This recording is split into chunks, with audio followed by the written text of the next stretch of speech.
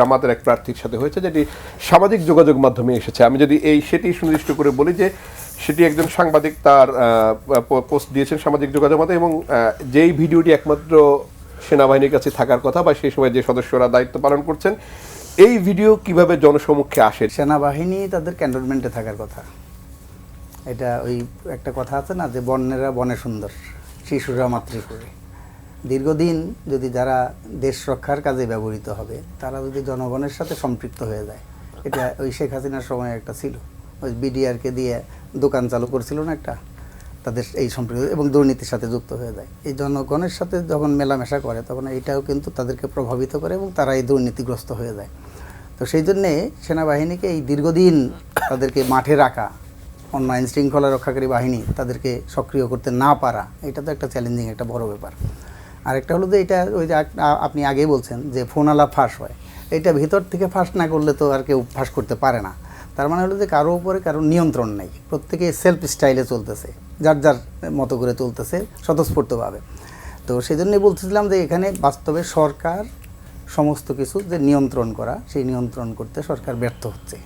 সরকারের সমস্ত মানে স্টেট যে মেশিনারিগুলো আছে তার উপরে যে নিয়ন্ত্রণ তার থাকার কথা একটা সরকারের, একটা পলিটিক্যাল গভর্নমেন্টে যেটা থাকে, এই অনির্বাচিত যে অন্তর্বর্তীকালীন সরকার, সেই সরকারের সেটা নাই, যার প্রতিফলন এগুলো আরও ব্যাপক আকারে বিভিন্ন সময়ে ঘটতেছে। দুই নম্বর কথা হলো যে এখানে কেমনে দেখবেন, এখন একজন আমাদের এক দলের একজন নেতা তিনি বললেন ক্যান্টনমেন্টে বোমা মেরে উড়িয়ে দিতে বললেন। তারপর ক্যান্টনমেন্টে কি কথা হয় সেগুলো এসে আবার বাইরে বলে দিয়ে দিচ্ছে, সেনাপ্রধান কার সাথে 1-to-1 কথা বললো সেগুলো পাবলিক করে দিচ্ছে। তার মানে হলো যে এথিক্সও এগুলো মেনটেন করেন। এখন আপনার সাথে আমার ফোন আলাপ, আপনার সাথে বা পার্সোনাল টক, যে ব্যক্তিগত আলাপ, এই ব্যক্তিগত আলাপ যদি পাবলিকলি হইতো তাহলে তো আমি পাবলিকলিই করতাম। তার মানে আমি আমার এথিক্সটা মেনটেন করতেছি না, আপনার সাথে কী আলাপ হলো সেটা আমি এসে বাইরে বলে দিলাম। এই যে মানে নিজস্ব যে একটা প্রাইভেসি, নিজস্ব যে গোপনীয়তা এবং এথিক্যাল একটা মোরাল বাইন্ডিংস থাকা দরকার, সেই বাইন্ডিংসগুলো কেউ আর মেনটেন করতেছে না, যে কারণে এগুলো করতেছে। আর একটা হলো যে ওই যেটা সরকারও আমি দেখছি যে নির্বাচনের কথা বলতেছি, আমি একটু ওইটা যোগ করি যে নির্বাচনটার ব্যাপারে একটা সুষ্ঠু নির্বাচন করার ক্ষেত্রে সরকারের যে অকণ্ঠ মনোযোগ থাকা দরকার ছিল, সেই মনোযোগ নাই। তার থেকে পত্রপত্রিকাই বেরিয়েছে সরকারের কিন্তু এখন মনোযোগ হলো ব্যয়বহুল কেনাকাটার মধ্যে, যেটা বললো এই যে শুল্ক বাণিজ্য যে চুক্তি, এই 9 দিন আগে কেন করা দরকার, 3 দিন আগে কেন করা দরকার? জাপানের সাথেও করতেছে 6 দিন আগে, 6 তারিখে করতেছে একটা, 6 দিন আগে জাপানের সাথেও একটা। তার মানে এই যে চুক্তিগুলো, এই চুক্তিগুলো এনডিএ চুক্তি, যেটা গোপন চুক্তি বলে, নন ডিসক্লোজার এগ্রিমেন্ট, সেই এগ্রিমেন্টের মধ্যে কী আছে সেগুলো কিন্তু প্রকাশ করতেছে না। এই অন্তর্বর্তীকালীন সরকার তাকে যারা পরিচালনা করতেছে এখন, এই যে আলী রিয়াজ সাহেব, উনি সংবিধান সংস্কার কমিশনের প্রধান ছিলেন, ঐক্যমত্য কমিশনের সহসভাপতি ছিলেন। এখানে জুলাই সনদের মধ্যে আছে আন্তর্জাতিক চুক্তির ক্ষেত্রে নিম্নকক্ষ এবং উচ্চকক্ষে আলোচনা করে তাদের সম্মতির ভিত্তিতে আন্তর্জাতিক চুক্তি সম্পাদন করতে হবে। এখন তো উচ্চকক্ষ নয়, নিম্নকক্ষ নয়, তো কার সাথে আলোচনা করতেছে? তাহলে এই যে এত আন্তর্জাতিক চুক্তি যেই সরকার করতেছে, এদিকে কেন এত মন্তব্য?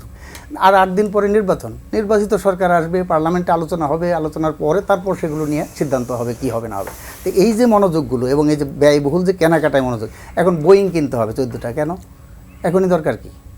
তাহলে এই 14টা বোয়িং কেনার ক্ষেত্রে আগে যেগুলো হতো যে যত বড় কেনাকাটা তত বড় দুর্নীতি, তত বড় কমিশন, এখনও কি সেই কমিশন? এখন এই যে এগুলো হয় কি, মানুষের মধ্যে সন্দেহ দেখা দেয়। এই কয়েকদিন আগে এখন এই যে খলিলুর রহমান নিয়ে আমাদের নিরাপত্তা উপদেষ্টা, উনি, তারপরে একজন ওই যে আইটি বিশেষজ্ঞ ফয়েজ আহমেদ তৈয়ব, এবং আরেকজন আছে নির্বাচন কমিশনের সচিব, তাদেরকে 3 জনকে পরিচালনা পরিষদের কেন সদস্য করলো, পরিচালক করলো বিমানের? ওনারা এই বিমানের পরিচালনা পরিষদের দায়িত্ব কেন নিতে হলো এই কয়দিন আগে, নির্বাচনের এই কয়দিন আগে? তার মানে এইটাই মানে মানুষের মধ্যে একটা সন্দেহ তৈরি করে যে এই সরকারও বিগত সরকারের যে ধারাবাহিকতা, এটা সেই সরকারের যে এক্সটেনশন, সমস্ত ক্ষেত্রে, বাণিজ্যের ক্ষেত্রে, শিল্পের ক্ষেত্রে, অর্থনীতির ক্ষেত্রে, রাষ্ট্র পরিচালনার ক্ষেত্রে, দুর্নীতির ক্ষেত্রে, ঘুষের ক্ষেত্রে, কেনাকাটার ক্ষেত্রে, সেই যে ধারাবাহিকতা, সেই ধারাবাহিকতাটাই রক্ষা করতেছে। সেই জন্য মানুষের মধ্যে কিন্তু এই সন্দেহ এবং অবিশ্বাস, যেই জন্য দেখেন এই যে এদের সংস্কারটা বলতে আমাদের ওই যে একজন ছিলেন দুর্নীতি দমন কমিশন সংস্কারের প্রধান ইফতেখারুজ্জামান, উনি তো বলছি, কালকেই বলছেন, উনি বলছে যে সংস্কার লক্ষ্যভ্রষ্ট হয়ে গেছে। সরকারের যে সংস্কার প্রস্তাব, সংস্কার পরিকল্পনা, সেটা লক্ষ্যভ্রষ্ট হয়ে গেছে। তার মানে তারাই বলতেছে। এর আগে একটা বলছে জুলাই সনদ আমি মানি না, নারী সংস্কার কমিশনের যিনি প্রধান ছিলেন শিরিন পারভিন হক, উনি বলছেন যে এই জুলাই সনদ এটা ভোগাস, এটার মধ্যে কোনো নারী ইস্যুই নেই। নারীদের কোনো বক্তব্যই নেই, এই ঐক্যমত্য কমিশনের কোনো নারী সদস্যই ছিল না একজনও। তাহলে এই যে নারীদের সম্পর্কে যে দৃষ্টিভঙ্গি, সেই দৃষ্টিভঙ্গিটাও একটা পরিষ্কার।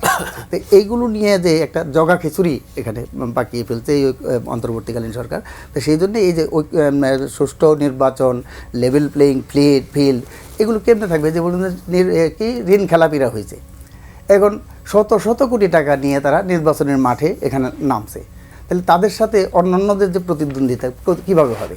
তাহলে একজন টাকার ব্যাগ নিয়ে যাচ্ছে, আরেকজন খালি হাতে যাচ্ছে।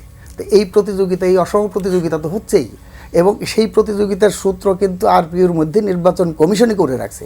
যেমন ধরেন সর্বোচ্চ ব্যয়ের সীমানা দিয়েছে 81 লাখ টাকা গাজীপুরে এবং 26 লাখ টাকা ঝালকাঠিতে, তো সেই ক্ষেত্রে 10 টাকা পার ভোটার।